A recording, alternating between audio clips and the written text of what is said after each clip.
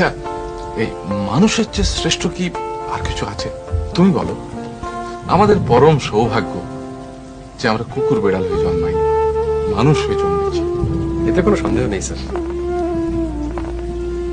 অবশ্য এর মধ্যে একটা কিন্তু আছে। আবার কিন্তু কি? মাঝে মাঝে পশুদের আমার কাছে মানুষের চেয়ে শ্রেষ্ঠ বলে মনে হয়। ওই হিংস্র বাঘের কথাই ধরুন না কেন, একটা বাঘ ততটুকুই খাদ্য সংগ্রহ করে যতটুকু তার প্রয়োজন, তার বেশি কিছু নয়। অথচ একজন মানুষ অন্যদের বঞ্চিত করে সম্পদের পাহাড় জড়ো করে।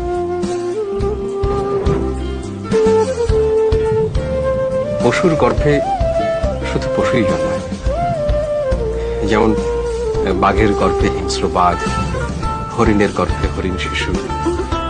কিন্তু মানুষের বেলায় দেখুন, মানুষের গর্ভে বাঘের চেয়েও হিংস্র মানুষ জন্মায়, সাপের চেয়েও বিষধর প্রাণী জন্মগ্রহণ করে।